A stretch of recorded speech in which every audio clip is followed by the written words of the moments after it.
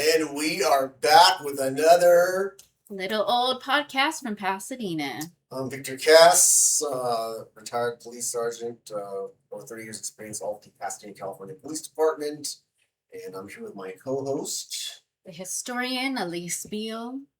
And we're here to talk about all things socially, culturally, historically, Pasadena and the greater Pasadena area in the San Diego Valley, obviously. And Alyse had some interesting topics for us this week. And it kind of has to do with kind of a complicated history that Pasadena has with, what's the best way to put this? Race relations? Race relations. Yeah. Complicated is also an interesting word to use to describe it. Yeah, because we've been doing research on several some of the things we're working on, some books and stuff, and discovered some interesting tidbits. Alyse was working on. Well, tell our viewers what kind of piqued your interest. You were working on. It was an Old Blood. Yeah, I was working on an episode for my other podcast, Old Blood, which is just historical true crime. And the episode was on the murder of Madge Oberholzer and like a riot that happened at the University of Notre Dame. Well, actually, it happened in South Bend, but what's noteworthy, and I'm a huge Notre Dame fan, everybody who knows me knows I'm a big Irish fan. The students at Notre Dame got involved in this riot because Notre Dame is an old Catholic school out there in Indiana, and college kids are much more progressive, even in the 1920s, and they were not about to have the Ku Klux Klan march in South Bend, which is the town right there neighboring the university. Yeah.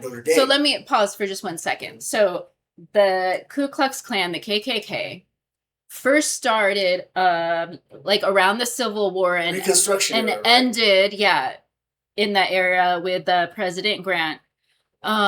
It was revived in the 1920s. They had a revival, but the 20s were a little bit different because they were not it wasn't confined just to the South, and they weren't targeting mostly African Americans the way that they were with the first version of the Klan. Yeah. Right. The second one was much more about Americanism, like preserving America for Americans, for white Protestant Americans. And they were also after a lot of immigrants, including, and a lot of the students at Notre Dame were Irish. Yes. Irish immigrants. They didn't like Catholics because they believed that Catholics would be more loyal to the Pope in Rome than to the U.S. government. So that's just how we started. So this second incarnation of the Klan spread all throughout the country. Its epicenter kind of was in Indiana, and that's why I was studying that. Right. But it came also to California and Pasadena. That's correct. So the second incarnation of today, the KKK is kind of a fringe element. It doesn't really exist as strongly as it did in the 1920s. Yeah. The 1920s was much more widespread. I think I learned from Alyse that like 1 in 3 Indianans was a member of the KKK. So the 1920s, you would have seen the Klan in states as far north as Michigan and Minnesota, as far west as California, Southern California. I remember when I was researching, when I wrote the history book for the police department, just learning that the Klan had big rallies even down in Long Beach and in South LA and other places. And, there was an issue in the 20s with some Pasadena police members that were part of the KKK. Now, our chief at the time was Chief Charles Kelly, and being the dedicated professional that he was not about to have the Klan infiltrate the ranks of the police department and kind of crack down on those few members. Yeah. It's only about a handful of members that were Klan affiliated. So that history has shown us. The Klan at that time was a big problem. Like in Indiana, a lot, if not most, of the politicians in the state were part of the Klan. when they joined, they swore their loyalty to the Klan to vote whichever way their Grand Dragon asked them to vote. So they really were undermining the democracy in these states, and they were really concerned that they were going to come to Pasadena and start to do the same thing there. Yes, but that's because there was a sizable Klan presence in Southern California. And even as we found out in our research in this time period, the Pasadena City Council was not immune from KKK infiltration. And by infiltration, we mean that some of the members that were running for office were card-carrying Klan members. And what did you find out about that? So I think we should back up a little bit because the stuff in Pasadena was kicked off by an incident in Inglewood. Yes. In 1922, there was a big confrontation with the KKK and the police. And it so frightened Pasadena that the city manager, Coiner, declared that if you are in the Klan, you're not allowed to be in the police department. For obvious reasons. Yes. Yeah. So there were 2 police officers who said, I'm in the Klan and I don't plan on resigning from the Klan. I'd rather resign from the police force. And so initially, I think they were just suspended for the time being. But then they found more and more police officers. I want to say there were 5 or 6 in total that they identified that were members of the Klan. They would meet in what is now Old Town. Today they had a meeting place down there that these Klan-related officers met at. And again, our chief at the time, the PD generally, the department would not have been sympathetic to these individuals. The police chief, Kelly, was definitely not going to have this in his department, and really went out of his way to try to get these guys, drummed out of the off the force. Yeah. But so he made this statement in 22, and then things kind of came to a head in 24 because the city manager and Chief Kelly realized that their orders were being ignored, and they were finding out that more and more police officers were members of the Klan. So they really started to crack down in the 20s. I have questions about the city manager Coiner, because he seems to have worked closely with Kelly, and Kelly really didn't want to have any Klan members on the police force. But on the other hand, Coiner did allow the Klan to use the Rose Bowl as a meeting place. I think they wanted to have like an initiation ceremony there at one point. Did you guys know that about the Rose Bowl? Clint, can you imagine our beloved Rose Bowl filled with hundreds of members of white-robed Klansmen? Yeah, that would even the fuck? Even in the 1920s, that would have been shocking to most decent Pasadenans. Yeah. So city manager Coiner. So what was his deal? Is he like allied with the Klan, maybe a member of the Klan? Because come to find out, 2 of our city council members were card-carrying members of the Klan. Yeah, so they ended up firing the officers, all of the officers except, no, I'm sorry. Only 2 officers were fired. Mm-hmm. And then all of the other officers were reinstated to the police force. Right. So that was like 4 Klan members now in the police department.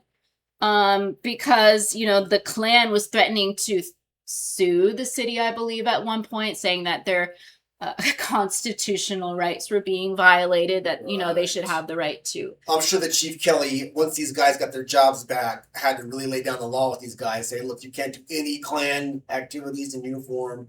We can't, we're going to be watching you very closely on how you treat members of the public. Right. I'm sure these guys were watched like a hawk. I read one thing, and I haven't confirmed it, but I read one place that there were some police officers that were wearing some sort of Klan pin or insignia or some sort of something on them, and That's not a good way to Not build public confirmed. trust. But it's not a good look, especially when you're holding rallies at the Rose Bowl and at Tournament Park also. They had a big headquarters, a Klan headquarters on Colorado Boulevard. They were advertising this headquarters in the newspapers, in the Pasadena Star News, as 20 West Colorado. One meeting, there was, by the way, these speakers are reverends. Reverend Berger, Reverend William Ray, speaking on this occasion. 20 West Colorado, for you guys familiar with the Old Town, would be kind of right around where Pokey Salad Bar is today, on that little strip of Colorado Boulevard. So, yeah, this hall at 20 West Colorado, when they had the Klan meeting, was apparently filled to capacity. This speaker, Reverend Williams, says that the Klan membership is now up to 7 million. In California, yes. United States. And at 20 West Colorado, this reverend's giving a speech saying, quote, "America is for Americans, China is for Chinese, Japan for Japanese." I'm not going to continue with the rest of it, but that's their... Not long after that, like a week after, they had a rally at Tournament Park. We were talking about that a few episodes ago, like the original Rose Bowl. Yeah, that was a big sight for, Yeah, and so in June, their Reverend Berger is asking the city manager Coiner to use the Rose Bowl for a initiation ceremony, and he says, all right, you can use it, but just not after nightfall. So that's like the compromise that they had come to. I guess burning crosses don't look as prominent in the daytime, so maybe that's what they're trying to do there. But yeah, but I was surprised to learn about those two city councilmen. Yes. And keep in mind, you guys, that Pasadena has always had, as we pointed out at the start of this episode, a complicated and fraught history with race relations. Pasadena had a history of redlining. The Brookside plunge, you could do a whole article, a piece just about that in itself. Even famous son of Pasadena, Jackie Robinson, who integrated Major League Baseball, had this to say about Pasadena. Yeah, he basically said that Pasadena is almost as bad, if not worse, than the South when it comes to race relations. So there is that history. Yeah. That troubled history, of course, also impacted the Pasadena Unified School District in the post-World War II period, and led to other things. I mean, that's one of the reasons that our city was targeted by the federal government when they had court-ordered busing in 1970, was because of this history that they knew that Pasadena had. Yeah. And so, yes, a lot of the stuff goes back a long way. It was an interesting kind of a deep dive that Alyse, she definitely went down the rabbit hole on this one. She can thank that Indiana Notre Dame story for taking her on this rabbit hole. It's really scary how much the Klan had infiltrated Pasadena's police force and politics. I had no idea. And in the articles I'm reading, when this is kind of over and the Klan threat has moved on, they're talking about how they had only targeted the police and the fire department when they were cracking down on these Klan things. As in, all the other departments in the city, no one bothered to check and see if there were Klan members in them. And they're and anyways, we know of at least 2 prominent Pasadenans on the city council that are Klan members. So they were in the government. We had a Grand Cyclops. And I don't know what is up with the Klan choosing the dorkiest, nerdy, stupidest names. Grand Cyclops. Grand Cyclops. They had a lot of weird names for their leadership. So ours in Pasadena just happened to be called the Grand Cyclops. And I'm going to dox him. His name was H.C. Vose. I think something Clyde Vose. Get this. He worked for many, many years at the Pasadena Independent newspaper. Surprise, surprise. So they were in the press too. Right. Mm-hmm. That doesn't surprise me. And like he was a very prominent citizen. Like everyone knew him. Everyone knew he was in the Klan, and it was just acceptable. Yeah, I mean, again, look, this isn't to say that like, all of Pasadena supported this and Pasadenans in general supported this. This would have been very offensive to many Pasadenans, even in the 1920s. The majority of the Pasadena Police Department was not affiliated with the Klan. Like I said, they only had about 6 confirmed Klan members in the department at that time, and the chief was trying to crack down and get rid of all of them. So, even then, Chief Kelly and the bulk of the Pasadena PD would have been against, any kind of Klan representation or membership for their individual officers. But again, this does speak to the times in the 20s. Not just in Pasadena, but elsewhere throughout the country, struggling with this issue. I'm proud of Kelly for cracking down on things. He even found like their headquarters, and it wasn't at 20 West Colorado. It was 18 and a half West Colorado, like the secret headquarters. Like the little substation of the. So they busted that. Mm-hmm. And in Alyse's research, she was telling me that going back to the original story with in Indiana. It was actually that riot with the Notre Dame student body that helped led to the eventual breakup of the Klan, not just in Indiana, but kind of PR-wise for the rest of the country. And it was kind of a downhill journey for them throughout the late 20s after that. I mean, there was a lot more than that. There was a very brutal rape and murder of Madge. And that was kind of the tipping point. But yes, when they had that rally at Notre Dame and the Notre Dame students kicked the shit out of the Klan there, it was pretty embarrassing for them and made them realize that they're not as all-powerful as they thought they were. And for all you college football buffs, one of the 4 horsemen was one of the ones who, he used a potato to knock out one of their fiery crosses. Through a perfect spiral. It had to be a potato because they're Irish, Right, exactly. So, I'm just glad that the Alyse became kind of a Notre Dame fan after the story. I'm not a big sports fan, but can I get behind a university that beats the shit out of the Klan? Absolutely, I can do that. Yeah. So, hold on, one more crazy fact, because one of these guys, Ivor Thorpe, doxing another Klan member in the Pasadena police. He was one of the 2 that were not reinstated. They originally said, no, I'd rather be in the Klan than the police department. Right. He ended up being the chief of police in Hawthorne. Yeah, there you go. And then the chief investigator for the Los Angeles Board of Education. Dun, dun, dun. What the fuck is happening around here? Oh, I don't know. Grand Cyclops running the schools. Yeah. It doesn't surprise me though. It's funny we talk about the police and the fire department and this city politics and budgets and stuff. And Alyse was telling me something kind of interesting going back to Pasadena at this time that I guess before Brookside, the golf course was the way it is today. It was kind of a stunted version of itself in the Depression era. And tell us about what the city founders or fathers wanted to do with Brookside. It still was the Brookside Golf Course. So this is the story of how the Pasadena Police Department paid for our golf course. Yes. So let's go back to 1932. Mm-hmm. It is the Great Depression. Yeah, we're about 3 years into the Great Depression by this time, 2-3 years. So. No one has money. No one has a job. Everyone's bored, so they're all golfing. And they're like, there's just not enough golf holes at the Brookside Golf Course. I think they had 9. I don't have any idea how golf works. How many holes are there? I don't know. They said 18, they needed... 9, who knows? I don't know. They said they needed 9 more.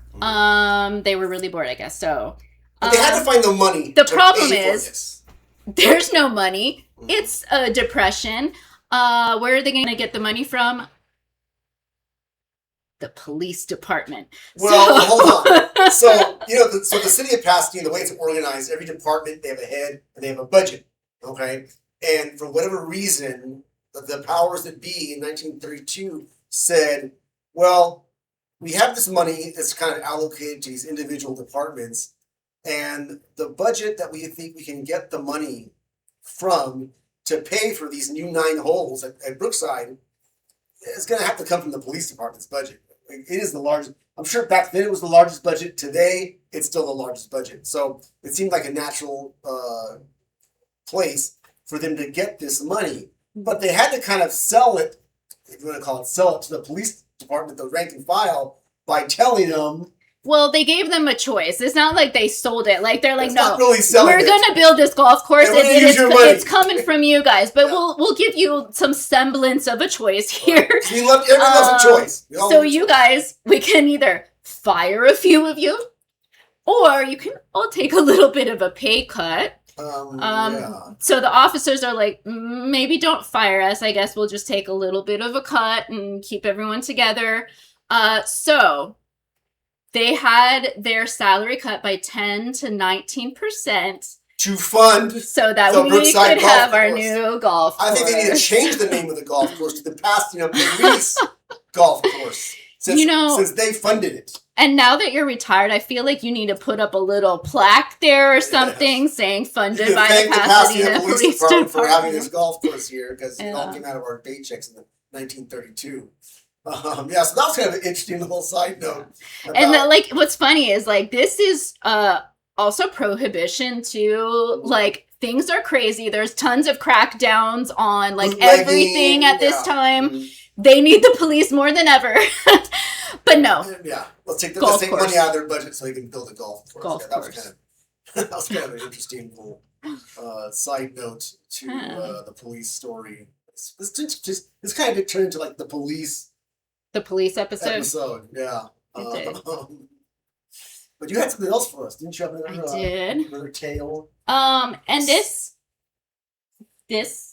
came to me when we were driving home from the Los Angeles Police Museum. I like this, the police museum. Wow, another connection to the police. Mm-hmm.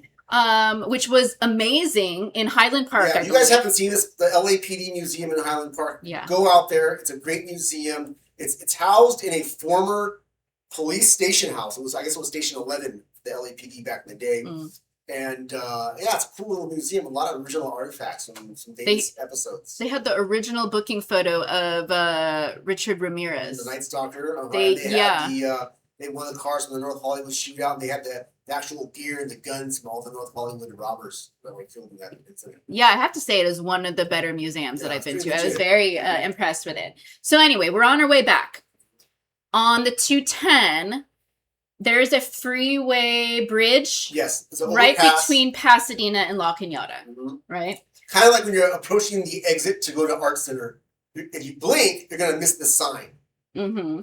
And so this sign went up just a few years ago, and I remember that you had told me something about it before, but I forgot the details of it. And it occurred to me that probably a lot of Pasadenans are driving past that every day, and first of all, they even see it. They might not even see it, but if they do, they probably have no idea what it is. What is this memorial crossing for? Mm-hmm. So 1970... When was it? 1972. Mm-hmm. They were building that bridge, and they had poured like a whole ton of cement in the center of it when it started to collapse. Yeah, I think there were 4 people up top, and so I think 3 of them were able to run to safety, but another one had fallen. I think they said 21 people were ultimately injured, and then 6 people died. Including, I think, one that was said to have even been like buried in the concrete. It was a huge thing. There's a picture of this collapse. It looks horrific, and they're pulling things out, and they're using like even jackhammers to try to get out, these people from the cement that's hardening. It was, a huge disaster. There's not a lot of Pasadenans that know about that episode. And again, there is a sign there by the freeway commemorating this event. It is kind of one of the little off the beaten path memorials. Yeah. That you'll see throughout the city for odd things, and, little historical footnotes and whatnot. Yeah, I just felt so terrible for these 6 men who went to work that day and just didn't make it home. A lot of them were from other parts of LA, but one was a native Pasadena, or lived in Pasadena, I should say. So yeah, that was a sad event that I didn't know about, and I think a lot of people didn't. Yeah, whenever you're in Pasadena, for those of you who are visiting or live here, just kind of stay alert and pay attention to plaques and signs that you'll see throughout the city. We love our history. We love plaques. We love memorializing stuff, whether they were tragic or positive. And you're going to see plaques everywhere. Old Town is full of them. Read the plaques as you pass them. You're going to learn something new. You're going to learn something interesting about your city. And like I said, Alyse and I, it's always been like a personal kind of like a mantra, a philosophy that whenever we go anywhere, we always read a plaque. When we see a plaque, we're going to read it, and so. Oh, the Pasadena mystery. Is it mystery? There's a mystery, and it has been plaguing us. It has been really bothering you and my father for some reason. Like he's losing his shit over this, which is, and I don't think it's happening in Pasadena, more like the border with Altadena. All these signs are covered up, mysterious. So if you were to drive down Allen Avenue, right, Allen. If you were to come down Allen from like New York, again, it's in Altadena, and you were to look on the west side of the street, all the lampposts, you're gonna see there's those little kind of like no parking kind of signs, about yay big. Every street sign. Every single one of there's a series of signs. It's not the no parking, it's something else. They're covered up. Yeah, but like every single one. Yeah. And your dad's going all in a tizzy about this. Yeah. And I was like, why are they?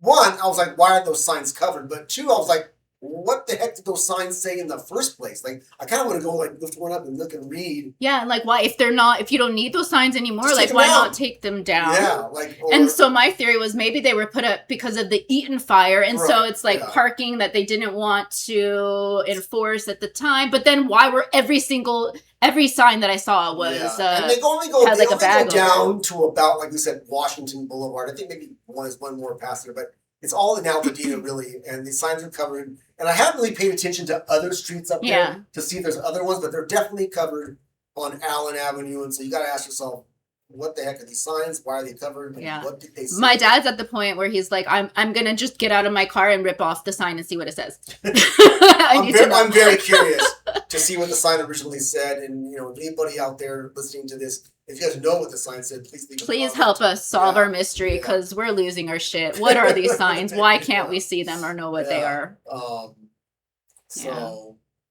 I think that concludes our episode. With our I hope you guys enjoyed this episode. We covered a lot of ground here today. It's probably stuff that not many of you knew about. Feel free to look up this history if you'd like on the internet, in your library, and in various books that you can find. But I guess we'll see you guys next week with another little podcast from Pasadena.